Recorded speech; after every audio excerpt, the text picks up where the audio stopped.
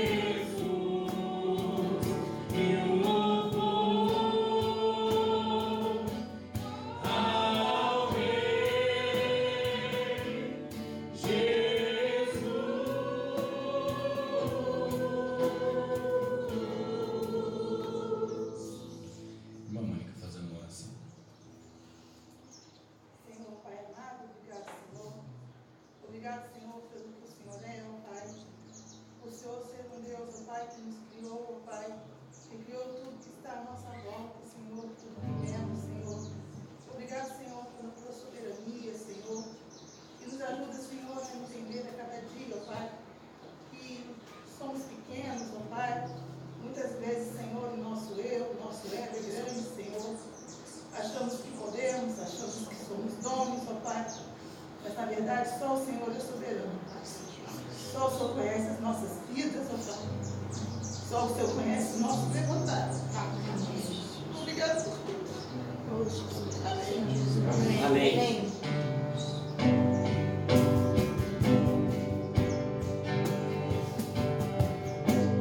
Deus enviou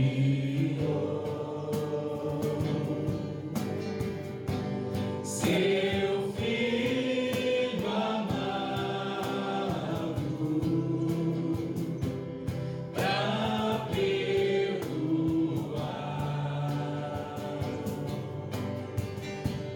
para me salvar. Na cruz morrer por meus pecados, mas ressurgiu e vivo com majestade. Porque Ele vive, posso crer no amanhã. Porque Ele vive, temor não há. Mas eu pensei, eu sei que a minha vida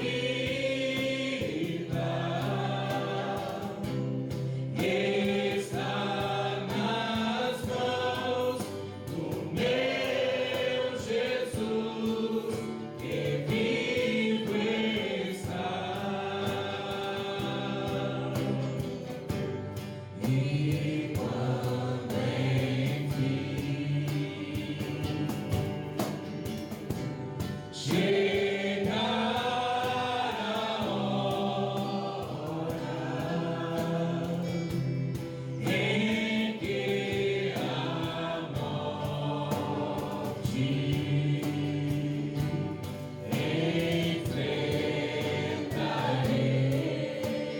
enfrentarei, sem medo então, terei vitória, irei agora ao meu Jesus, que vivo está. Porque Ele vive, posso crer no amanhã. Porque Ele vive, temor não há. Mas eu pensei, eu sei que a minha vida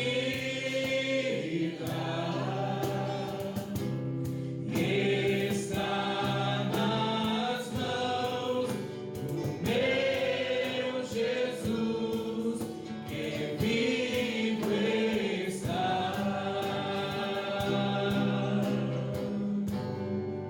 Os irmãos podem se sentar e a irmã Maria fazer uma oração também pelos nossos no Senhor. Senhor Jesus, Pai, obrigado por o Senhor é o nosso Deus. Obrigado que estamos aqui. Mais uma oportunidade do Senhor nos desses, ó Pai, de estarmos para cultuar, honrar e glorificar o Senhor de nós, Jesus. Sou grata a Ti pela vida, Pai. Sou grata a Ti porque nós em Ti estamos seguros em Suas mãos, Senhor Jesus. Quero agradecer agora também pelos dízimos e ofertas que as pessoas vão estar depositando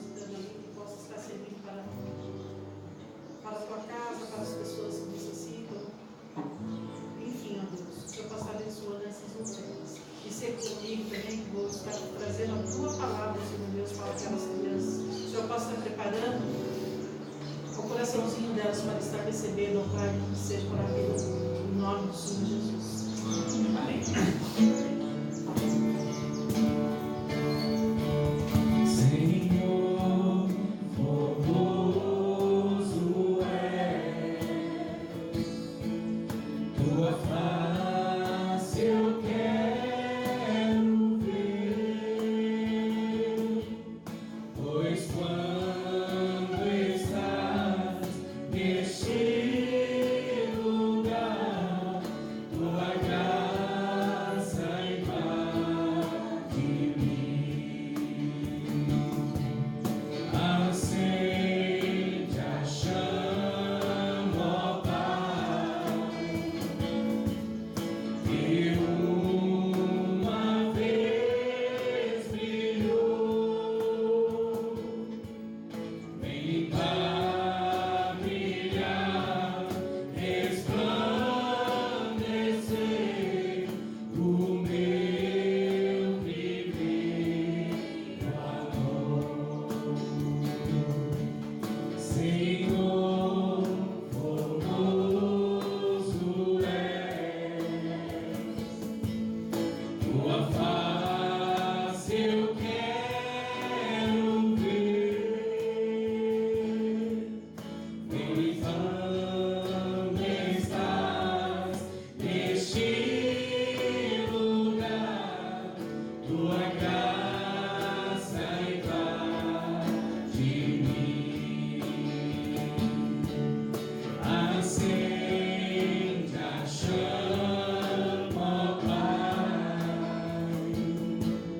que uma vez brilhou, vem cá brilhar, resplandecer o meu primeiro amor. Vem cá brilhar, resplandecer o meu primeiro amor. Amém.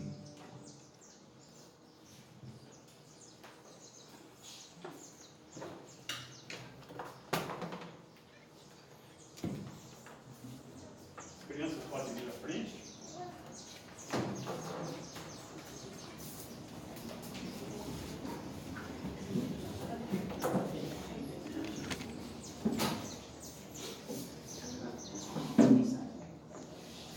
Chama aqui, Giovanni.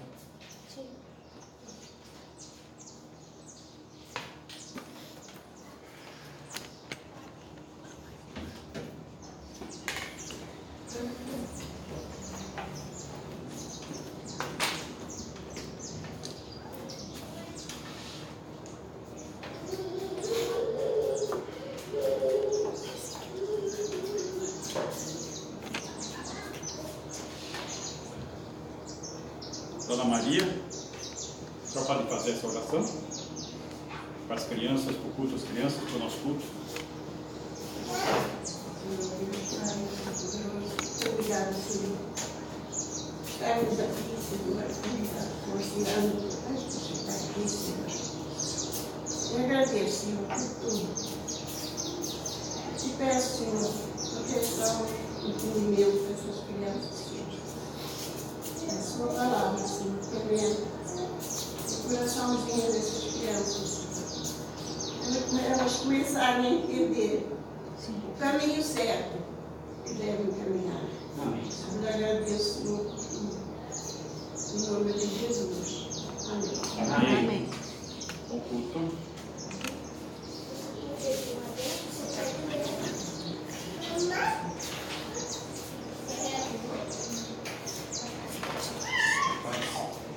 Deixa eu passar um pouco de ar aqui, eu vou derretendo.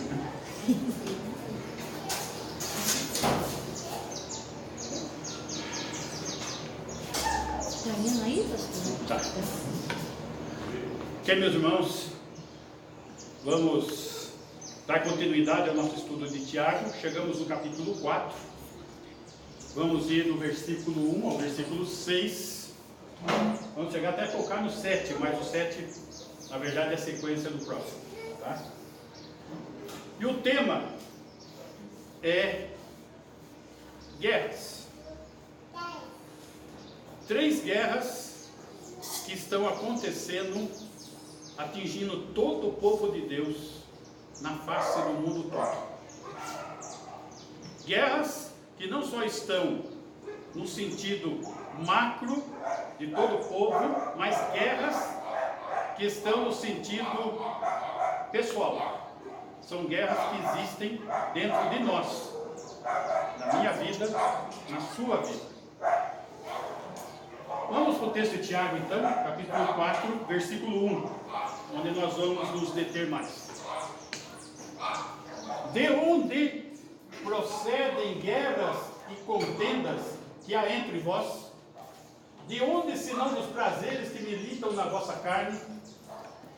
Primeiro nós vamos trabalhar a primeira parte do texto. De onde procedem guerras e contendas que há entre vós? Entre vós. A primeira guerra é entre vós, entre os irmãos, no corpo de Cristo. Essa é a grande pergunta que Tiago está fazendo, porque Tiago ele foca a vida prática, a vida cristã prática. Ele está olhando aspectos práticos do viver cristão. Embora essa situação seja vista nas igrejas e sentida, ela é sentida no mundo material. Por quê? Porque é uma guerra de caráter espiritual. Ela é visível aos nossos olhos, mas a fonte dela é aqui dentro, é entre vós. Diz o salmista: ó, quão bom e agradável viverem unidos os irmãos. Isso é ideal. A paz, a comunhão é o ideal de Deus. Como é bom, mas só que não é isso a realidade. Não é isso o que com frequência acontece. Vamos ver alguns exemplos que nós temos na Bíblia, nas igrejas. 1 Coríntios capítulo 3, versículo 1. Coríntios, a igreja mais problemática da Bíblia. A igreja de Corinto. O interessante é que a maior parte dos ensinamentos que estão sendo combatidos em Corinto é o que está sendo praticado nas igrejas hoje. Então, parece que o ensinamento do problema é que pegou, não o ensino do que deve ser praticado. Eu, porém, irmãos, não nos pude falar como espirituais. O apóstolo Paulo não está podendo falar com aquela igreja como uma igreja espiritual, e sim como a carnais, como a crianças em Cristo. Ou seja, são nascidos de novo, são crianças em Cristo, mas são tremendamente carnais. E um dos problemas dessa carnalidade é a guerra entre eles. Não existe paz entre os irmãos, não existe comunhão entre os irmãos, não existe a prática do amor entre os irmãos. Versículo 2: leite vos dei a beber, não vos dei alimento sólido, porque ainda não podeis suportá-lo. Eles não estão preparados espiritualmente para o ensino mais profundo. Nem ainda agora o podeis, porque ainda sois carnais. Esse é o ponto.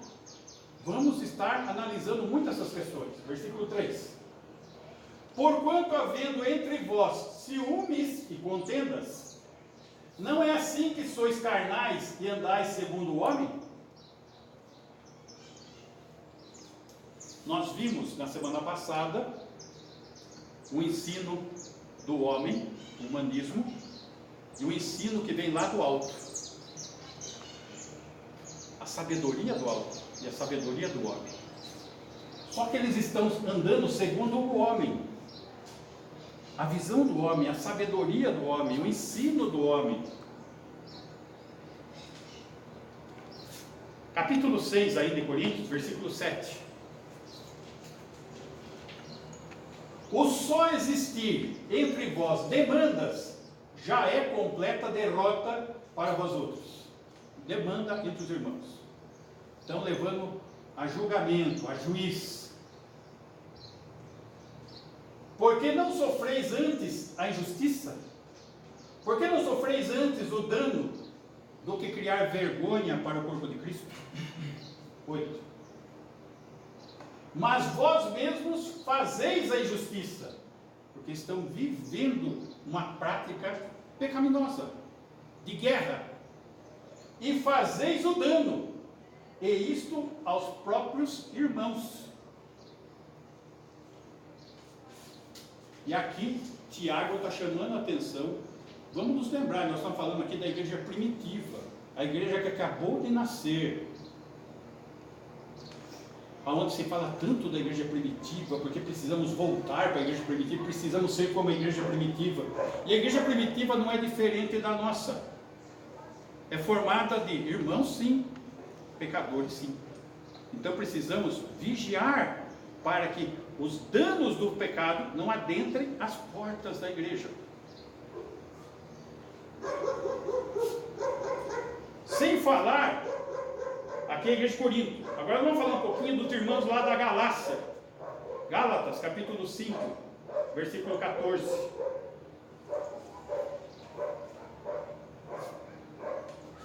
Porque toda a lei se cumpre em um só preceito, a saber, amarás o teu próximo como a ti mesmo. Que se resume. 15. Se vós, porém, vos mordeis e devorais uns aos outros, vede que não sejais mutuamente destruídos. Essa é a situação. Irmãos se mordendo e se devorando, sendo que a citação anterior foi o quê? O amor ao próximo, é o resumo de tudo. Problema na igreja da Galácia. Vamos atravessar o mar ali e ir para Filipos, Filipenses capítulo 4, versículo 1. E essa igreja é muito importante, porque essa igreja, ela nasceu no ministério de Paulo, e foi a igreja que bancou Paulo como missionário, a igreja de Filipos, tá? Versículo 1 ao 3. Portanto, meus amados e muito saudosos, minha alegria e coroa, olha só, Paulo tem uma satisfação por essa igreja. Sim, amados, permanecei deste modo firmes no Senhor. 2. Rogo a Evódia e rogo a Sintique, pensem compartilhamente no Senhor. Olha, duas irmãs da igreja já iniciaram. A Evódia e a Sintique, que ajudaram o Paulo quando estava estabelecendo a igreja. 3. A ti, fiel companheiro de jugo, também peço que as auxilies, ajuda lá, intercede, faz as duas conversarem, pois juntas se esforçaram comigo no Evangelho. Também com Clemente e com os demais cooperadores meus, cujos nomes se encontram no livro da vida. Guerras. Guerras entre vós. Precisamos estar atentos. Atentos. Que a comunhão é algo importante. Muito importante. Efésios capítulo 4, versículo 1. Nós vemos o apóstolo Paulo dando diretrizes. Lembrando que a carta de Éfeso é uma carta circular, que era para circular pelas igrejas da Ásia e comunicando os ensinamentos a serem seguidos. Rogo-vos, pois eu, prisioneiro no Senhor, que andeis de modo digno da vocação que fosse chamados. Viva o cristianismo, viva a sua fé, o dia a dia. 2. Com toda humildade e mansidão, com longanimidade, suportando-vos uns aos outros em amor. Interessante, esse suportar não é eu tenho que aguentar o irmão. Não é isso. Suportar é dar suporte. É a ideia de dar o seu ombro para erguer o irmão. Tá? Essa é a ideia. 3. Esforçando-vos diligentemente por preservar a unidade do Espírito no vínculo da paz.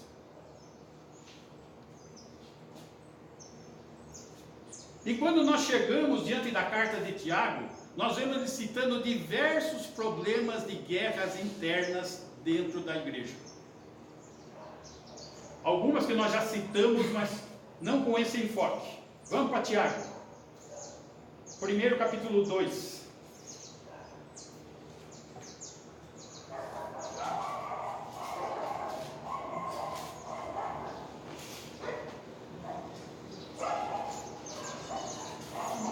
Capítulo 2, pastor. Isso. Tiago 2. Versículo 1. Meus irmãos, não tenhais a fé em nosso Senhor Jesus Cristo, Senhor da glória, em acepção de pessoas. Tá bom aqui, já resume tudo. Acepção de pessoas. E o exemplo que ele dá de acepção de pessoas aqui no texto é aquela questão do homem que entrou com roupa bonitinha, o riquinho, já chamaram, puseram aqui na frente. O outro que chegou com a roupa surradinha, né? Você pode sentar lá no cantinho, pode sentar no chão mesmo. Isso aqui que está citando. Fazendo a acepção entre rico e pobre. Só que a acepção de pessoas atinge muito mais do que rico e pobre. É uma questão mais ampla do que essa. E aqui, o texto está falando que de lutas de classes. Isso é algo que é histórico. Você pegar a história do mundo, é histórico. Se você olhar a sociedade, nossa sociedade está distribuída por classes. Por exemplo, eu tenho casa em Jundiaí. Em Jundiaí estão as casas melhores. Se você for para Várzea Paulista, que é encostadinho, já é outro tipo de casa. Se você for para Itupeba, não, mas ali é tudo juntinho. É uma cidade só, não tem divisa. Então, existe uma guerra de classes que os homens estabelecem. Quando você passa lá no Morumbi, em São Paulo, você vê as mansões de um lado e a favela do outro. A favela são os funcionários que trabalham nas mansões. E é exatamente isso que ocorre. Essas guerras de classes não podem adentrar a porta da igreja. O modo de agir em relação às pessoas demonstra o quê? As verdadeiras convicções a respeito de Deus que nós temos. Não se pode separar a comunhão humana da comunhão divina. Não tem como separar isso. A grandeza humana não tem lugar diante da grandeza de Deus. Jesus não fez acepção de pessoas. Jesus não tratou com diferença o pobre e o rico. Jesus não tratou com diferença as pessoas, quer elas fossem dessa linha religiosa, daquela outra linha religiosa. Ele tratou a todos de igual forma, de maneira única. Então, se Jesus olhou para as pessoas dessa maneira, como que nós devemos olhar para as pessoas? Da mesma maneira como Jesus olhou. Simplesmente isso. Então o que acontece? Igrejas hoje com valores confusos, elas olham para o quê? Para o exterior. Olha para a roupa, olha principalmente para a carteira, né? Que hoje a religião está o comércio. Então, as pessoas são analisadas por suas classes. Isso não pode ser. Aqui é o corpo de Cristo. Se Cristo amou o pobre e derramou o seu sangue pelo pobre, nós tratarmos, fazendo acepção de pessoas, estamos desprezando alguém que Deus não desprezou. porque ele resgatou essa pessoa pelo seu sangue. Então nós não podemos desonrar quem Deus honra.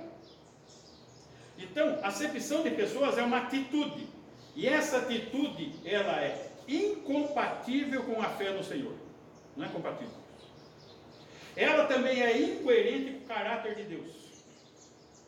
E ela também é irresponsável à luz dos males sociais que causa. Essa é a fé cristã. Essa é a fé que devemos buscar. Essa é a fé que devemos praticar. Só que fazemos guerra. Precisamos estar atentos para as guerras que podem estar acontecendo. Capítulo 5, versículo 4. Ainda vamos estudar, mas quero só tocar no assunto.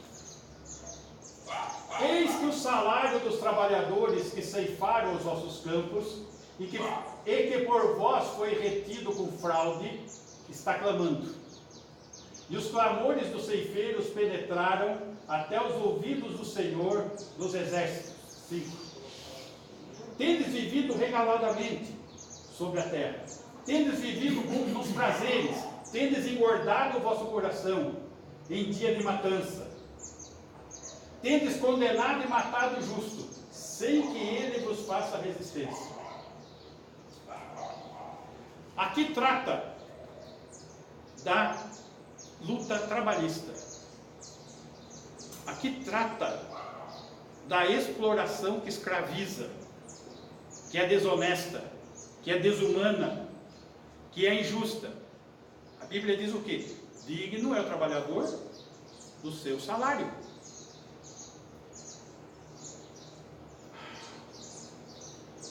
Eu trabalhei muito pouco de empregado, meus irmãos. Sempre fui empresário. E eu acrescentaria um pontinho nisso aqui. E o bom patrão de reciprocidade. Eu sempre me empenhei por ser bom patrão. E nunca houve reciprocidade com isso. Tá? Então, pessoas que eu tratava num nível, num cuidado tal, depois acabava roubando, traindo, indo para o concorrente. Está entendendo? O que acontece? As coisas têm que ser recíprocas no amor cristão.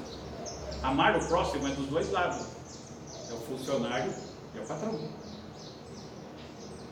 Então, no texto não está defendendo o patrão, mas eu estou fazendo defesa para o patrão, que já fui patrão. 35 anos patrão, sabe? Não foi fácil. Não quero mais ser patrão. Desisto das coisas do patrão. Meus irmãos, lutas. Se formos ver lá em Efésios cita isso. Quando ele fala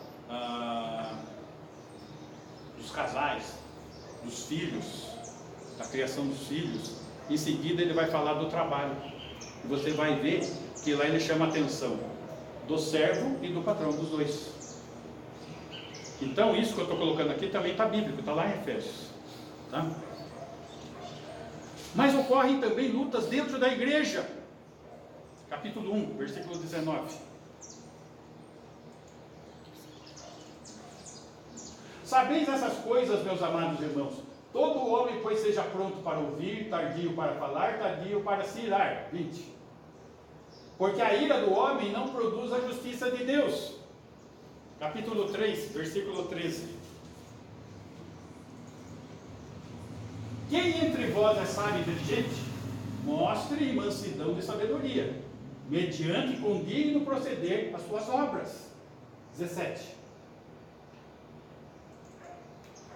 A sabedoria, porém, lá do alto, é primeiramente pura, depois pacífica, indulgente, tratável, plena de misericórdia e de bons frutos, imparcial, sem fingimento. 18. Ora, é em paz que se semeia o fruto da justiça para os que promovem a paz. Só que o texto está chamando a atenção que há guerra entre vós. E isso, lógico, que não necessariamente que está havendo alguma guerra aqui, mas que o ensinamento está colocando uma tensão para que não haja, porque é o comum, é o que tem acontecido. O que mais acontece dentro desse assunto? No meio religioso, se nós olharmos bem, nós vamos verificar que existe uma pirâmide política, uma pirâmide de poder, onde os homens se mordem e se arrebentam para galgar subir essa pirâmide, buscando cargos, buscando posições, querendo ser mestres, querendo ser líderes. E sabe da origem disso aí? Chama-se clero. O clero é uma prática que vem dentro do paganismo, que adentrou a porta do cristianismo via romanismo, Igreja Católica, e que adentrou as portas da igreja evangélica, porque as igrejas reformadas não baniram a visão clerical dentro das igrejas. Então tem essa briga de cargos, de subir e de ser cúpula, e tudo com uma visão política, e não uma visão para o benefício, para a edificação, para o fortalecimento da igreja. Não é o que a Bíblia diz. A Bíblia fala de episcopos, de presbíteros. E esses presbíteros, a palavra de Deus diz que são chamados pelo Espírito Santo. E esses presbíteros têm deveres de governo, de pastoreio, de guardar a doutrina e de ministério numa dispensa de mistérios. O que é isso? O servo, ele é ministro. O que é ministro? Num barco com remos de 3 homens, é o homem inferior. Ele é aquele que rema, aquele que serve. Esse é o ministro. E ele tem a responsabilidade de tirar da dispensa da palavra de Deus os mistérios da palavra de Deus para trazê-los ao povo. É servir.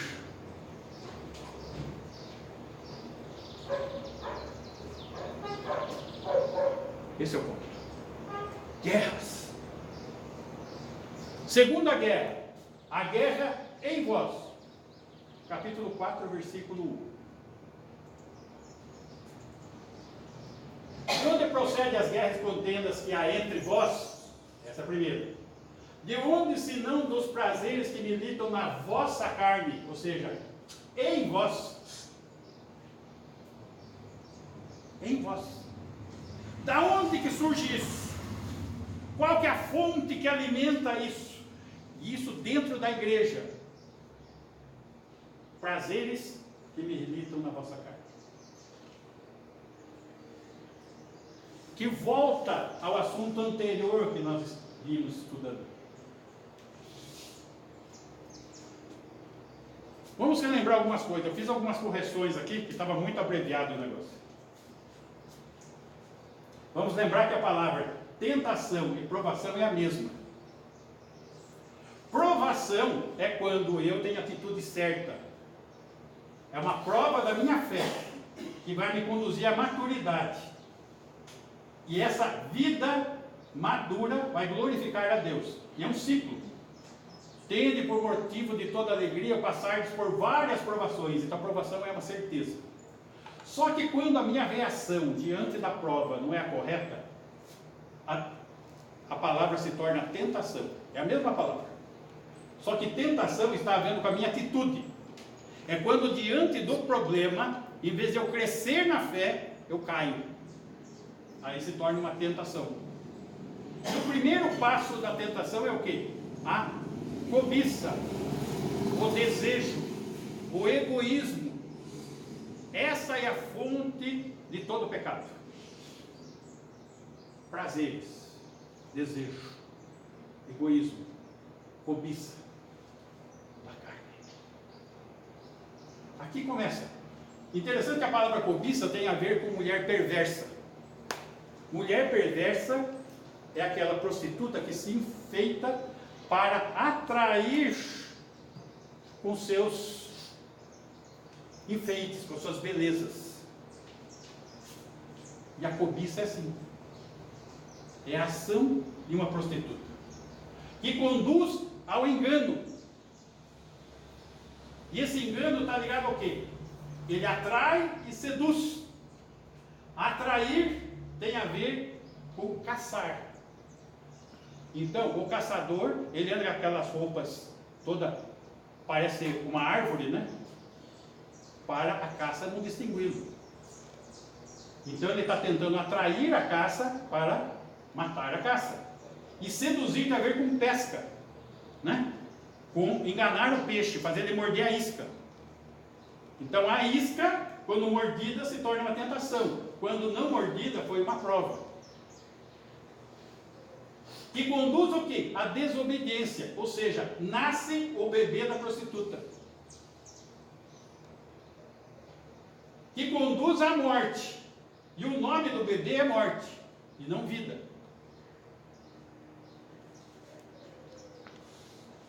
É essa sequência que nós estudamos. E é isso que nós estamos falando aqui dentro da igreja. De onde, se não dos prazeres da cobiça que militam na vossa carne?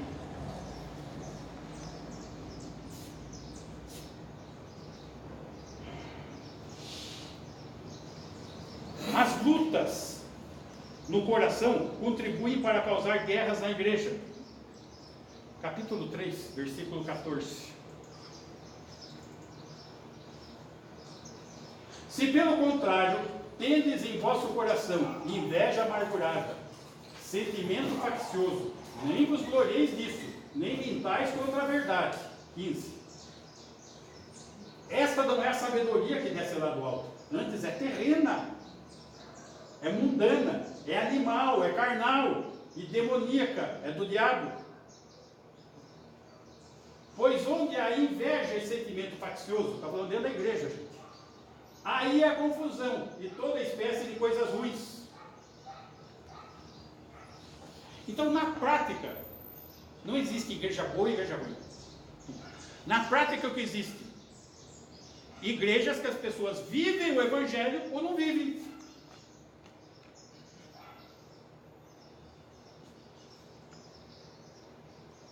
A essência do pecado é a cobiça, o egoísmo, que conduz à desobediência. Não foi assim com Eva? Deus deu uma ordem: de toda a árvore do jardim comerás livremente, mas da árvore do conhecimento do bem e do mal dela não comereis, porque no dia que dela comeres, certamente morrerás. Chega Satanás e diz: é certo que não morrereis, porque no dia que você comer, você vai ser igual a Deus, e conhecer o bem e o mal. Cobiçou, mordeu a isca, desobedeceu e causou a morte para a raça.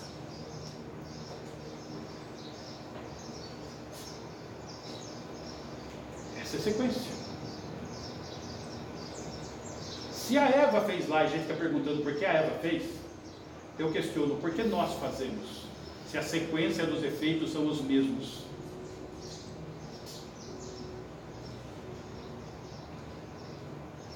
Acã trouxe derrota para a nação de Israel. Por quê? Ele cobiçou uma capa e foi egoísta. E tomou o espólio proibido das ruínas de Jericó. Cobiçou. Tudo começa aqui. Todo o pecado começa aqui. Cobiça, egoísmo, desejo. Esse é o ponto do nosso texto. Pode botar lá no texto.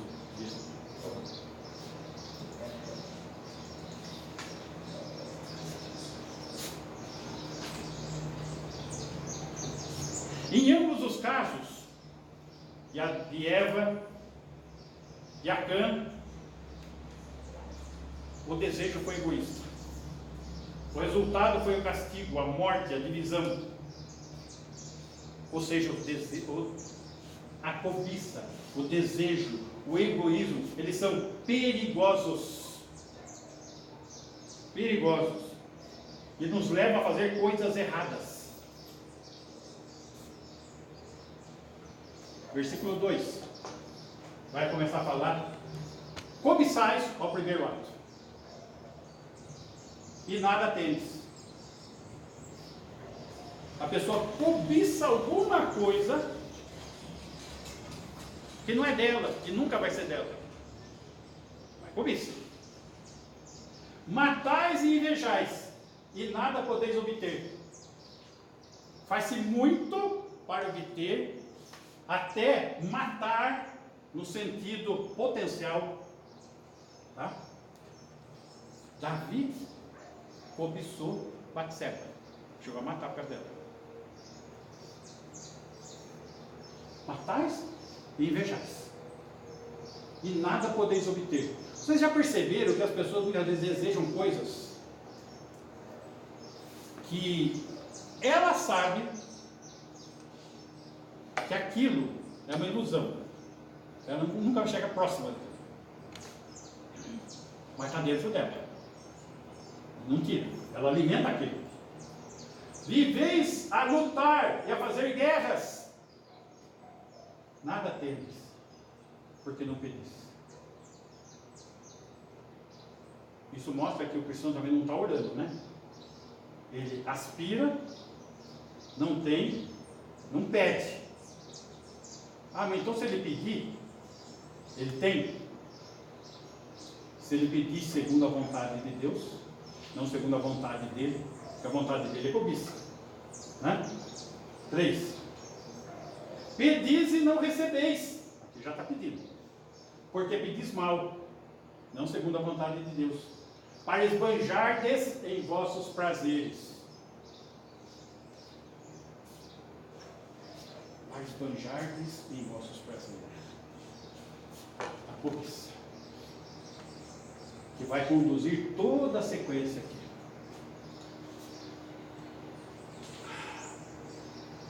Começo de ano a gente faz planos.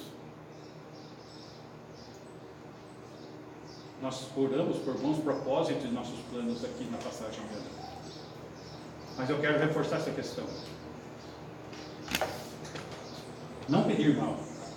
Não é para esbanjar nos prazeres. O interessante é que a pessoa, ela ora sem sabedoria, pede mal. A oração não é respondida segundo os anseios egoístas dela. E essa é uma das maiores desculpas do povo de Deus, porque depois que acontece o problema, fala: mas eu orei sobre isso, dizendo para Deus o que fazer. Daí ficamos zangados, e quando Ele não nos obedece, isso extrapola visivelmente contra o povo de Deus. Acaba: eu não vou mais à igreja, não quero mais saber disso não. Fica magoadinho. Na verdade, ele estava dando ordem para Deus. A coisa tem que ser do meu jeito, para esbanjar nos meus prazeres. É bem colocado isso, porque às vezes a gente, muitas das vezes as pessoas oram dando ordem para Deus que faça as coisas para Ele. Isso. E se Deus fala não é a resposta. Ele coloca o primeiro eu, né? Na frente. Isso, eu, cobiça, egoísmo. Exatamente. Muitos problemas seriam resolvidos se simplesmente o quê? Nós olhássemos para dentro do nosso coração em guerra contra Deus e sua vontade. Então, a primeira coisa, nós temos que ter consciência que existe uma guerra. E essa guerra está dentro de você. Está dentro de mim. Existe uma guerra. A carne milita contra o espírito e o espírito contra a carne. Só que a vitória é certa, porque Jesus já venceu. Então, se nós tratarmos da maneira correta, tudo vai ser uma prova para o crescimento da nossa fé. Terceiro ponto. Terceira guerra. Com Deus. Versículo 4. Infiéis, Não compreendeis que a amizade do mundo é inimiga de Deus? Aquele que quiser ser amigo do mundo constitui-se inimigo de Deus. 5. Ou supondes que em vão afirma a Escritura, é com ciúme que por nós anseia o Espírito, que ele fez habitar em nós? 6. Antes ele dá maior graça, pelo que diz, Deus resiste aos soberbos, mas dá graça aos humildes. O 7, só para fazer ligação. Sujeitai-vos, portanto, a Deus, mas resisti ao diabo, e ele fugirá de vós. Note, tem que haver uma sujeição e uma resistência. São duas ações ao mesmo tempo. Sujeita-se a Deus e resiste ao diabo. Pode voltar no versículo 4, por favor. Então, a raiz de toda a guerra está onde? A amizade do mundo é inimiga de Deus. Você compreende isso? Interessante que ele chama aqui de infiel. Começa com infiéis. A palavra infiel, traduzindo ao pé da letra ali, seria adúltero, infidelidade conjugal. Ou seja, é uma questão de prostituição espiritual. A pessoa negar a dependência de Deus e buscar o mundo é uma infidelidade espiritual. E essa buscar o mundo, o que é? O que é o mundo? É a sociedade humana. As pessoas. Ah, mas então temos que ser antissocial? Não. Tem os irmãos, né? Os demais nós temos que ter que ser alvo de evangelismo, de discipulado. Vamos pensar alguns aspectos práticos. Abraão era amigo de Deus. E quando teve problema lá com Ló, ele escolheu seguir a vontade de Deus. O Ló era amigo do mundo. Ele olhou as campinas que conduziam até Sodoma e Gomorra, é por aqui mesmo que eu vou. E começou indo para as campinas até ir morar lá. E assim é. O cristão se envolve com o mundo. Aos poucos, não é uma vez só. Vai se envolver. E daí, a religião pura e sem máculas, as viúvas nas suas tribulações, e assim mesmo guardar-se incontaminado do mundo. Incontaminado do mundo. Não maculado, não contaminado pelo mundo. E essa é a sequência do acontecimento. Começa aos poucos, vira-se uma amizade, resulta em mácula, que passa a ter uma aprovação do mundo, para que se possa isso. Então, por que maculou? Porque a pessoa tem que praticar algumas coisas para ficar no meio da galera, né? Para ser aceito. E daí, por sua vez, já começa a amar. E a se conformar com o mundo. Não vos conformeis com este mundo, com esse século, mas transformai-vos pela renovação da vossa mente, para que experimenteis qual seja a boa, agradável e perfeita vontade de Deus. Caminho errado. 1 Coríntios 11, 32, texto da ceia.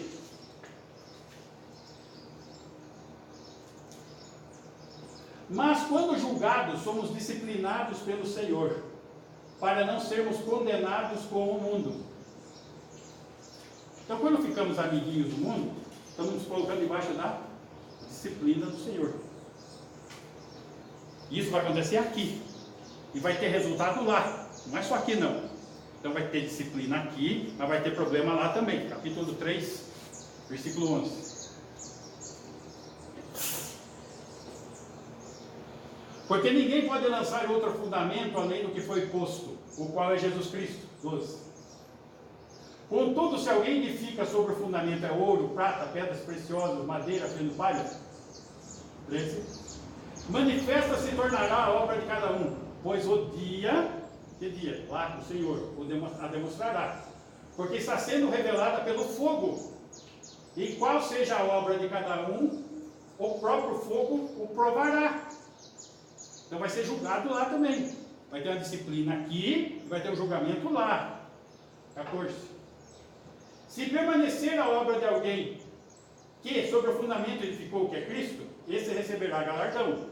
Passou na prova. 15. Se a obra de alguém se queimar, com a medida do mundo, sofrerá ele dano, mas esse mesmo será salvo. Não é que vai perder a salvação. Todavia, como que através do fogo, o prejuízo é eterno. Tá? Para a eternidade toda. Portanto, a amizade e adultério espiritual é valorizar mais as coisas do que Deus. É valorizar mais as coisas aqui terrenas do que a vontade de Deus.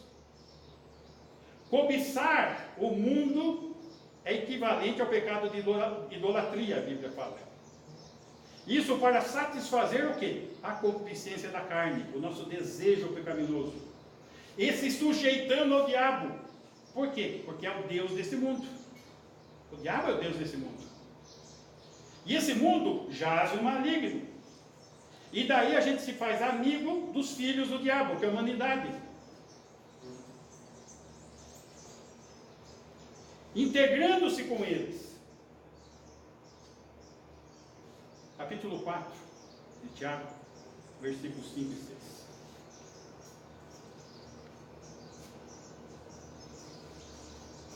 Ou supondes que em vão afirma a Escritura, é com ciúme que por nós anseia o Espírito, que Ele fez habitar em nós? Quando nós cremos, nós somos o quê? Selados pelo Santo Espírito. Deus está em nós, presenciando a amizade com o mundo. E a gente não vai aceitar isso. Vai causar problema. 6. Antes, Ele dá maior graça para aquele que passa na prova. Pelo que diz, Deus resiste aos soberbos, aos que estão buscando o caminho da tentação, a sua soberba, o seu anseio, a sua cobiça, mas dá graça aos humildes, aos que se submetem a Ele.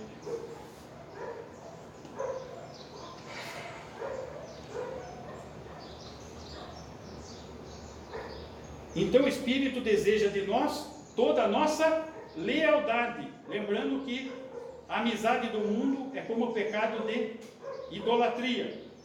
1 Coríntios 10, 19 vai mostrar a questão do pecado de idolatria e o Espírito Santo. E digo, pois, que o sacrificado ao ídolo é alguma coisa? Não. Ou que o próprio ídolo tem algum valor? Não. Ele pode passar tocando aqui, que nem passou ontem, de casa em casa aqui, né? 20. Antes digo que as coisas que eles sacrificam é a demônios que as sacrificam, e não a Deus. E não quero que vos torneis associados aos demônios. Idolatria é de Satanás, é do demônio. 21. Não podeis beber o cálice do Senhor e o cálice dos demônios. Não podeis ser participantes da mesa do Senhor e da mesa dos demônios. 22. Ou provocaremos zelos, ciúmes do Espírito Santo do Senhor. Somos acaso mais fortes do que Ele?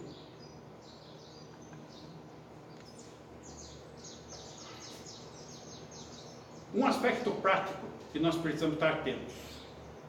O sistema humano, mundano, não tem espaço para Deus e para o seu Filho. Não tem. Ponha isso na sua cabeça. Não tem espaço.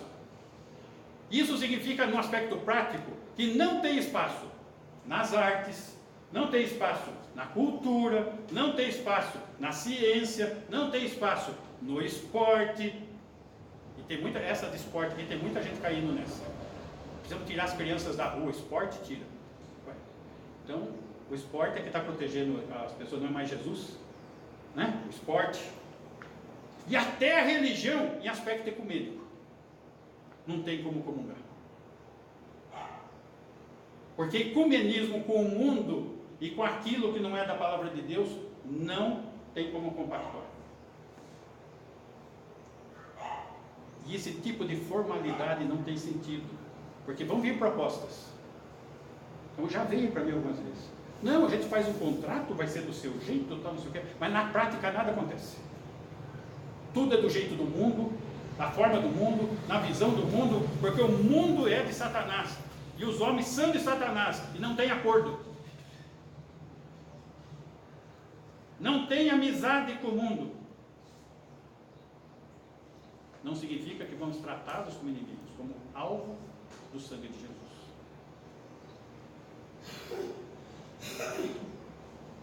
Ao contrário, a gente tem que tentar resgatá-los. Resgatá-los, tratá-los com amor. Jesus amou o mundo todo, mas não significa fazer Parceria. não tem. É isso aí, meus irmãos.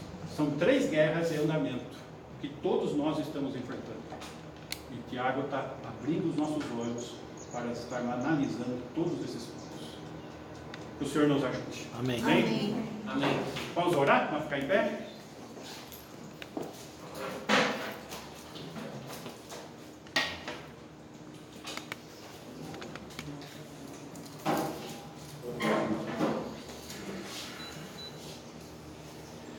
Senhor Deus, quando abrimos a Tua Palavra e aprendemos de Ti, vemos o quanto somos vulneráveis, fracos e falhos.